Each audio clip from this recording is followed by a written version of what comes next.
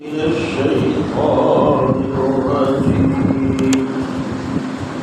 بسم الله الرحمن الرحيم. لتجدن أشد الناس عداوة للذين آمنوا اليهود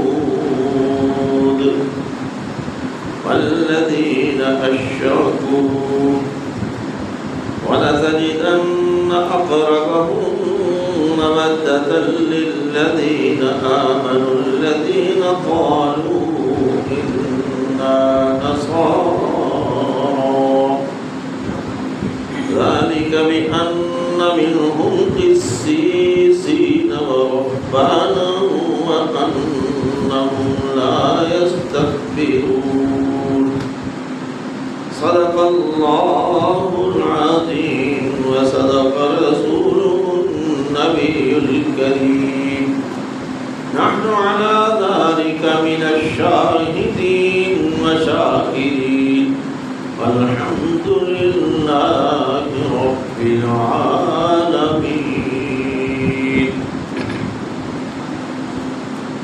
اما بعد، اللہ تبارک و تعالیٰ کی حمد و ثنا کے بعد آقا نامدار مفضول الموجودات سید الکونین سید الثقلین والی بطحا امام الانبیاء سید المرسلین و خاتم النبیین حضرت محمد مصطفیٰ احمد مجتبیٰ صلی اللہ علیہ وآلہ وسلم ذات اقدس پر درود و سلام. حاضرین و سامعین، بزرگواران و برادران اور انتہائی قابل احترام اور بہنوں، آج کا خطبہ بھی سابقہ خطبات سے منسلک یہود و نصارہ کے اعمال اور ہم مسلمانوں پر ان اعمال کا اثر اس عنوان پہ ہوگا. یاد رکھیے، اللہ تبارک و تعالیٰ نے قرآن مجید میں یہی ارشاد فرمایا کہ انسانوں میں سب سے زیادہ سخت ترین لحاظ دشمنی یہود اور مشرکین تمہارے ہوں گے. یعنی کہ یہودی اور مشرک تمہارے سخت ترین دشمن ہوں گے. اور ان کی دشمنی کا عالم یہ ہے کہ جب سے نبی اقدس صلی اللہ علیہ وسلم نے صفا پہ چڑھ کے لا الہ الا اللہ کی دعوت دی تھی، وہ دن اور آج تک دشمنی کا آغاز ہوا. اس دن اور آج تک وہ دشمنی چلی آ رہی ہے. نبی صلی اللہ علیہ وسلم اور آپ کے ماننے والے مومنین مسلمان یہود و نصارہ اور مشرکین ان کو اپنا دشمن سمجھتے ہیں. یہودیوں نے تو ذہنی طور پہ نبی اقدس صلی اللہ علیہ وسلم کو تسلیم ہی نہیں کیا تھا، لیکن اللہ نے پھر بھی فرمایا میرے حبیب یہ تجھے اس طرح پہچانتی ہے جس طرح انسان اپنے ماں باپ کو اولاد پہچانتی ہے اور والدین اپنی اولاد کو پہچانتے ہیں. یعنی کہ حقیقت سمجھتے ہیں کہ محمد رسول اللہ صلی اللہ علیہ وسلم وہی پیغمبر وہی نبی ہے جو بنی اسرائیل کے اندر انبیاء آتے رہے. لیکن دشمنی اس لیے کہ وہ سمجھتے تھے کہ شاید آخری نبی بھی ہماری امت سے ہی ہوگا، بنی اسرائیل سے ہی ہوگا. لیکن اللہ نے بنی اسرائیل سے نہیں بلکہ بنی اسماعیل سے آخری نبی پیدا. نبی اقدس صلی اللہ علیہ وسلم کے ساتھ سب سے پہلے جو یہودیوں کا معاہدہ ہوا اس کو میثاق مدینہ کہا جاتا ہے. اور اس میثاق مدینہ کی اس معاہدے کی سب سے پہلے خلاف ورزی بھی کی تو یہودیوں نے ہی کی. مختلف انداز میں خلاف ورزیاں ہوتی رہی. کبھی عورتوں کی چھیڑ چھاڑ کی، جیسا بنو قینقاع نے حرکت کی، اور نبی صلی اللہ علیہ وسلم نے فرمایا کہ جب تک بنو قینقاع کو مدینہ سے نکال نہیں دیتا میں مسجد میں داخل نہیں. اسی طرح ایک اور واقعہ آتا ہے کہ مسلمان خواتین نماز فجر کے لیے مسجد کی طرف آ رہی تھی. چند یہودی اوباشوں نے آوازیں کسے اور چھیڑ چھاڑ کرنے کی کوشش کی. ابھی جماعت کھڑی نہیں ہوئی تھی، نبی اقدس صلی اللہ علیہ وسلم مسجد میں تشریف لائے. آپ کو اطلاع ملی کہ اس طرح یہ حرکت ہوئی ہے. آپ صلی اللہ علیہ وسلم نے اپنے صحابہ سے فرمایا، جن میں حضرت علی رضی اللہ تعالیٰ عنہ بھی شامل ہیں، کہ میرے سلام پھرنے سے پہلے ان یہودی اوباشوں کا گلا کما کر دیا جائے، ورنہ میں خود تلوار لے کر نکلوں گا. اور واحد نماز فجر وہ تھی جس میں نبی صلی اللہ علیہ وسلم نے سورۃ کوثر اور سورۃ اخلاص پہ گزارا کیا. یعنی اتنی جلدی آپ صلی اللہ علیہ وسلم نے نماز پڑھائی فجر کی، قل هو اللہ احد پڑھ کے اور سورۃ کوثر پڑھ کے، اور فرمایا کہ میرے نماز پڑھنے سے پہلے، سلام پھیرنے سے پہلے ان یہودیوں کو ان کے انجام تک پہنچا دیا جائے. اور حضرت علی رضی اللہ تعالیٰ اور دوسرے ساتھی مل کے گئے اور یہودی نوجوانوں کو ڈھونڈ لیا، آگ کا انتخاب کر لیا.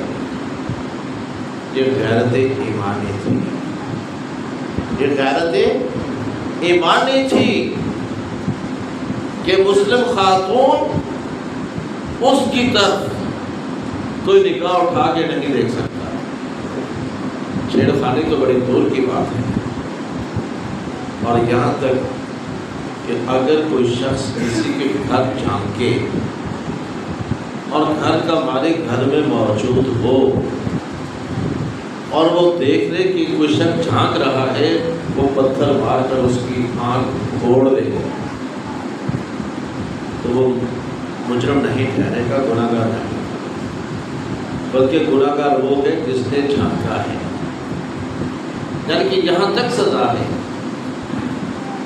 اور ہمارے یہاں کچھ اور ہی کھاتے ہیں. یہودیوں اعمال میں تقلید ایک بہت بڑا عمل ہے جو ہم نے ان سے لیا ہے. یاد رکھیے، اسلام کے اندر ہم انسانوں کے لیے 3 لفظ استعمال ہوئے: اتباع، اطاعت اور اقتداء. اطاعت کا مطلب ہے اللہ اور رسول کے حکم کی، آرڈر کی فرمانبرداری کرنا، آرڈر کو اوبے کرنا، اس کو اطاعت کہتے ہیں. اتباع پیروی کرنا، نقش قدم پہ چلنا، یعنی کہ کسی عمل کو فالو کرنا، نبی صلی اللہ علیہ وسلم کے کسی بھی عمل کے پیچھے چلنا، اس کو کہتے ہیں اتباع کرنا. اقتداء، ان دونوں کے تناظر میں کسی امتی کی اقتداء کرنا. جیسے ہم اپنے امام کی اقتداء میں نماز پڑھتے ہیں اور وہ امام نبی صلی اللہ علیہ وسلم اور اللہ کے حکم اور آپ صلی اللہ علیہ وسلم کے عمل کو سامنے رکھتے ہوئے اقتداء کروائے گا. اپنی مرضی نہیں کر سکتا، اپنی مرضی نہیں کر سکتا. اگر کوئی امام یہ کہے کہ جمعے کی 2 رکعت کی بجائے ہم ظہر کی نماز پڑھیں گے، خطبہ دینے کے بعد بھی ثواب زیادہ ہوگا، تو یقیناً ثواب زیادہ ہونا چاہیے. 4 رکعت جمعے کے پڑھانے کا ثواب زیادہ ہونا چاہیے، لیکن ثواب کی بجائے گناہ ہوگا، ثواب کی بجائے گناہ ہوگا. امام مجرم ٹھہرے گا. کیوں؟ نبی اقدس صلی اللہ علیہ وسلم کی تعلیم نہیں تھی. اسی طرح تیسرا لفظ جو استعمال ہوتا ہے، جس کو آج کی زبان میں تقلید کہا جاتا ہے، یہ اہل تقریر ہی نے وہ تعریف کی ہے اس کی، غیر نبی کی اطاعت کرنا، غیر نبی کی اطاعت کرنا بغیر دلیل و برہان کے، بغیر کسی ثبوت کے۔ جانور ثبوت پوچھتا ہے؟ نہیں، جانور دلیل نہیں لیتا، اس لیے اللہ نے یہ لفظ انسانوں کے لیے استعمال نہیں کیا، جانوروں کے لیے استعمال کیا۔ بدقسمتی سے ہم نے ان سے یہ لے لیا۔ حضرت ابو ہریرہ رضی اللہ تعالی عنہ راوی ہیں، فرماتے ہیں کہ قال رسول صلی اللہ علیہ وسلم سيكون أمتي رجال يدعون الناس إلى أقوال إمامهم وأحبارهم ورهبانهم يعملون بها۔ کہ نبی صلی اللہ علیہ وسلم نے فرمایا کہ میری امت میں کچھ لوگ ایسے بھی ہوں گے جو اپنے اماموں یدعون الناس الی اقوال امامہم، اپنے اماموں کے اقوال، اپنے روحانی پیشواؤں کے فرمودات اور اپنے اکابری کے احکامات کی طرف بلائیں گے، دعوت دیں گے۔ یعملون بہا، اور ان پہ عمل پیرا بھی ہوں گے، ان پہ عمل پیرا بھی ہوں گے۔ پھر آپ صلی اللہ علیہ وسلم غصے میں آ گئے، آپ نے غصے میں آ کر فرمایا الا، خبردار، ہوشیار باش، ان کی نشانیوں میں آنا، غصہ نہ کرنا فرمان رسول ہے۔ اگر کسی کے دل میں تھوڑی سی کجی ہو، غصے کا ابال آئے، مجھے گالی نہ دیجیے گا۔ کتب حدیث میں یہ حدیث موجود ہے۔ فرمایا ان کی نشانی ہوگی کہ یحسدون المؤمنین علی الثلاثہ، تین باتوں پر یہ مومنین سے حسد کریں گے، مومنین سے دور بھاگیں گے، مومنین کی مخالفت کریں گے۔ تامین الف الامام، امام جب کہتے ہیں وَلَضَّالِّينَ تو تم کہتے ہو بلند آواز سے آمین، اس پہ وہ اختلاف کریں۔ اقامت الصفوف، امام کہتے ہیں صفیں جوڑ لیجئے، آپس میں ملا لیجئے، کندھوں کے ساتھ کندھے، پاؤں کے ساتھ پاؤں، تو یہ اس کی مخالفت کریں۔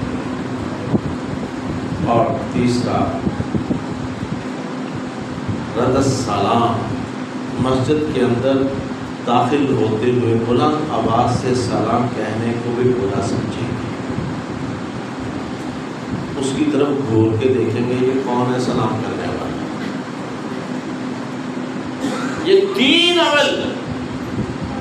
پھر آپ صلی اللہ علیہ وسلم غصے میں آئے اور فرمایا الا، خبردار، انہم یہود ھذی الامہ، میری امت کے یہ یہودی ہیں۔ اب مجھے یہ بتائیے ہم کہاں جا چکے ہیں؟ ہم نے کون سا ٹریک اپنا لیا ہے؟ کون سا رستہ اختیار کر لیا ہے؟ ہم کیوں نبی اقدس صلی اللہ علیہ وسلم کے فرمودات سے ہٹ گئے ہیں، آپ کے عمل سے ہٹ گئے ہیں اور اپنی مرضی کا دین بنا رہے ہیں؟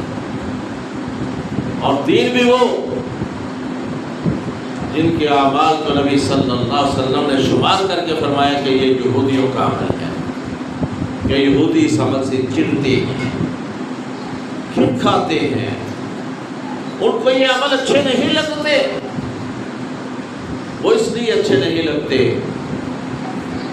کہ ہم کہتے ہیں اهدنا الصراط المستقیم صراط الذین انعمت علیہم، اور پیچھے تصور کیا ہے؟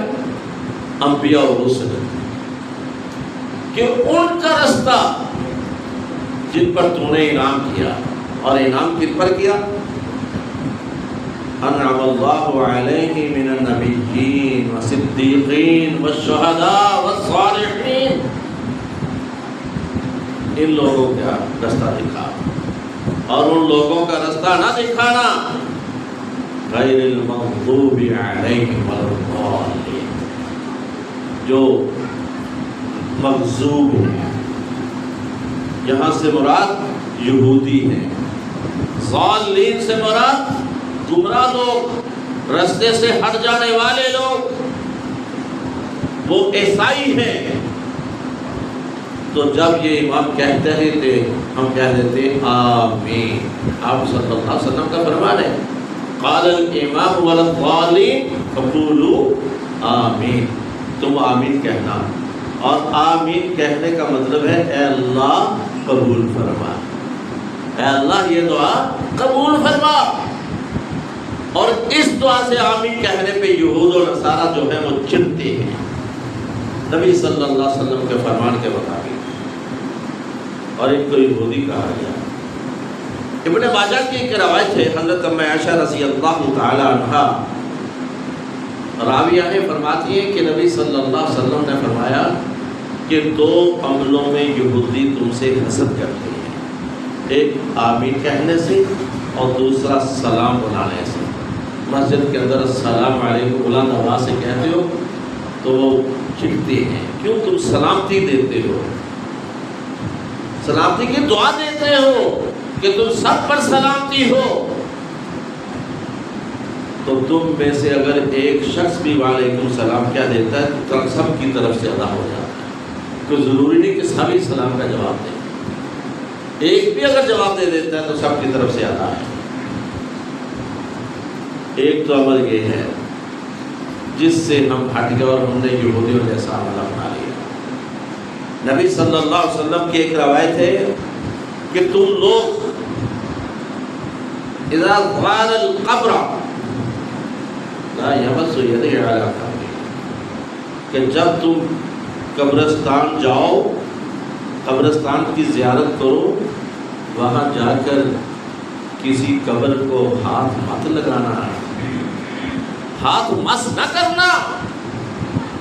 ہم اپنے پیاروں کی قبروں کو ہاتھ لگاتے ہیں، مس کرتے ہیں، چومتے ہیں، ساتھ لیٹ جاتے ہیں، قبر کے اوپر لیٹ جاتے ہیں۔ نبی صلی اللہ علیہ وسلم کا فرمان ہے، شاہ ولی اللہ محدث دہلوی یہ روایت لائے ہیں اپنے حدیث کی کتاب میں، انہوں نے لکھا ہے کہ ایسا مت کرنا، نبی صلی اللہ علیہ وسلم نے فرمایا کہ جو ایسا کرتے ہیں نموذ و حاضر یہود، یہ یہودیوں کا ماڈل ہے، یہ یہودیوں کی نقل ہے، یہ یہودیوں کا نمونہ ہے، تم ایسا نہ کرنا۔ اور بھائی ہم مسلمان ہیں، بتائیں کیا کبھی جا کر اپنے پیاروں کی قبر میں ایسا نہیں کیا؟ کرتے ہیں، ہاتھ پھیرتے ہیں، پٹی بھی سیدھی کرتے ہیں، چومتے بھی ہیں، جپے بھی ڈالتے ہیں، اوپر لیٹ جاتے ہیں، اور اپنے گال بھی باقاعدہ مس کرتے ہیں۔ فرمانے رسول ہے کہ یہ یہودیوں کا نمونہ ہے، جس نے دیکھنا ہو یہودی تو یہ عمل دیکھ لیجیے، یہ یہودی کا عمل ہے، اور ہم یہ کرتے ہیں۔ کون سا رستہ ہم نے اپنا لیا؟ لیکن افسوس کا عالم ہے، اگر کوئی زبان کھولتا ہے تو اس کو خاموش کروا دیا جاتا ہے کہ ایسا نہیں ہے۔ ایک اور جو ہم میں عدم موجود ہے، ہر مسلک کے اندر، ہر مسلک میں، حتیٰ کہ میں بھی مجبور ہوں، میں بھی مجبور ہوں، کس سے؟ آپ لوگوں کی سوچ و ذہنیت سے، مالکان مسجد سے۔ کیوں مجبور ہوں؟ میری نوکری چلی جائے گی اگر حق بیانی کی۔ یاد رکھیے نبی صلی اللہ علیہ وسلم کی 23 سالہ نبوت کی زندگی، 23 سالہ نبوت کی زندگی ہے، جس میں دو حصے ہیں پوری زندگی کے، ایک سفر میں گزری اور ایک زندگی حضر میں بغیر سفر کے مقیم کی حالت میں۔ تمام مسالک کے علماء، محدثین و محققین کو میرا چیلنج ہے، کوئی ایک صحیح حدیث دکھا دی جائے کہ نبی صلی اللہ علیہ وسلم نے حضر کی کیفیت میں مدینے کی 10 سالہ دور میں سر پہ کپڑا رکھ کے جماعت کروائی ہو۔ سر پہ کپڑا رکھ کے جماعت کروائی ہو۔ غصہ نہ کرنا، یہ جالی والی ٹوپی جو ہوتی ہے یہ عیسائیت کی طرف سے ہمیں تحفہ ملی ہے۔ جالی والی ٹوپی پوپ پہنتا ہے، عیسائیت سے ملی ہے، اور یہ کپڑے کی جو ٹوپی ہے یہ یہودیوں سے ہمیں ملی ہے، ان کے ربی پہنتے ہیں۔ اور یہ جو پگڑی یہ بھی بڑے بڑے یہودی زعماء ان سے ملی جو خانقاہی نظام میں آئی۔ پھر اس میں ان پگڑیوں کے کیٹیگریز بنا دی گئی، 7 گزی، 14 گزی، 21 گزی، 24 گزی، پھر اتنے اتنے پگڑیاں آپ کو نظر آئیں گی مذہبی زعماء کی۔ یہ کہاں سے آئے؟ نبی صلی اللہ علیہ وسلم نے صرف شدت موسم یا سفر کی حالت میں پگڑی پہنی ہے، موسم کی شدت، تلخی یا سفری حالت۔ حضری کیفیت میں میرا چیلنج ہے، کہیں بھی نہیں پگڑی کا تصور۔ رحیق مختوم نکال لیجئے تاریخ کی کتاب، ابن حشام کے حوالے سے وہاں لکھا ہوا ہے کہ نبی صلی اللہ علیہ وسلم نے خطبہ جمعہ دیا اور پھر نماز عصر پڑھائی، اپنے حجرہ میں تشریف لے گئے اور ساتھ حضرت ابوبکر صدیق اور حضرت عمر رضی اللہ عنہما دونوں ساتھ تھے۔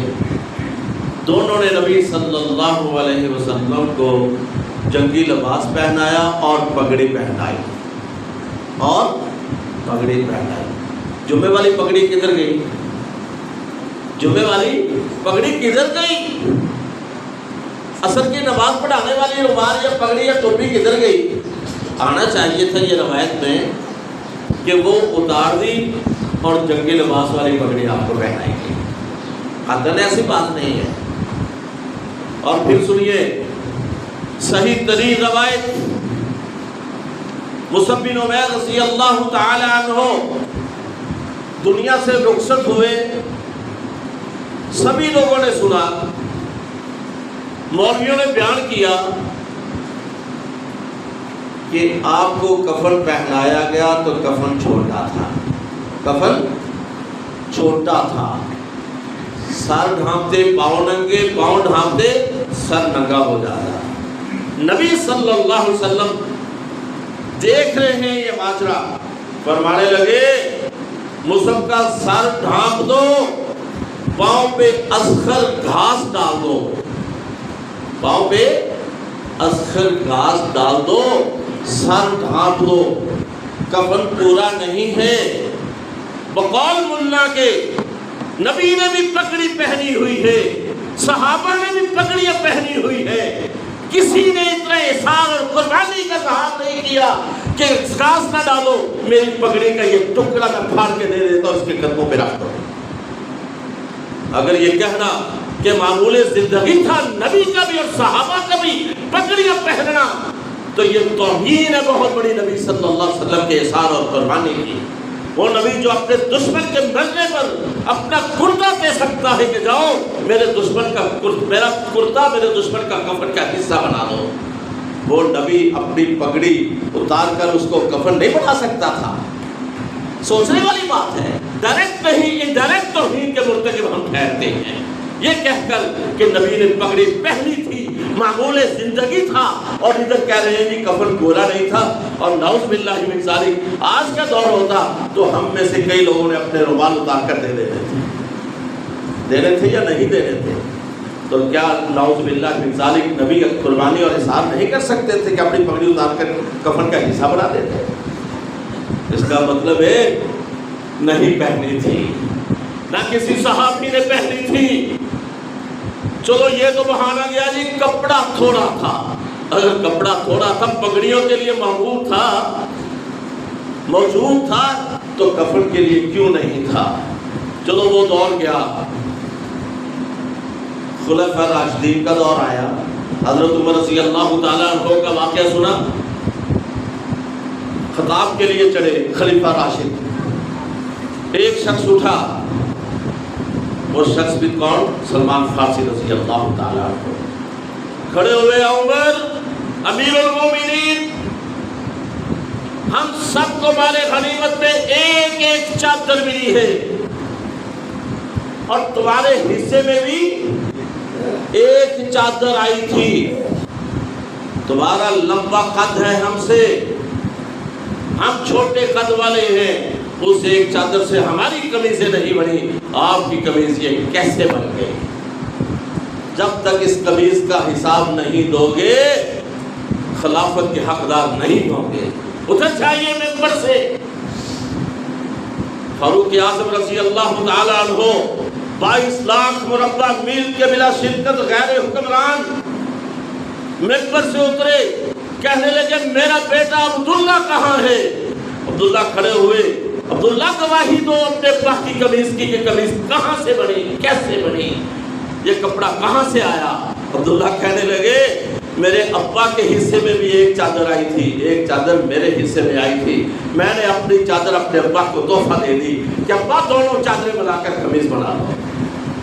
کہا اب اجازت ہے منبر پہ چڑھنے کی؟ انہوں نے کہا چلو اجازت ہے، مجھے یہ بتاؤ یہ وہ دور تھا جب بقول ملا کے کپڑے کی فراوانی ہو گئی، کیسروں کے ساتھ فتح ہوئے، لیکن کپڑا پھر بھی نایاب ہے، کہ ایک ایک چادر کا حساب لیا جا رہا ہے، اور یہاں 7 گزر پگڑی جو ہے وہ صحابہ کے بھی ثابت کی جا رہی اور نبی صلی اللہ علیہ وسلم کی، اور خدارہ خوف کیجئے، دین کی شکل مت بگاڑیے، کوئی پگڑی کا تصور اسلام میں نہیں ہے سوائے سفر کے اور موسمی تلخی کے، اور کوئی ٹوپی کا تصور اسلام میں نہیں ہے، یہ سب یہود و نصارہ کی طرف سے ہمیں عود ہوئی ہیں۔ اس لیے اپنی اصلاح کیجئے اور دعا کیجئے کہ اللہ تبارک و تعالی ہمیں صحیح مومن بننے کی توفیق عطا فرمائے اور نبی اقدس صلی اللہ علیہ وسلم کا صحیح امتی بننے کی توفیق عطا فرمائے۔ آخر دعوانا الحمدللہ رب العالمین۔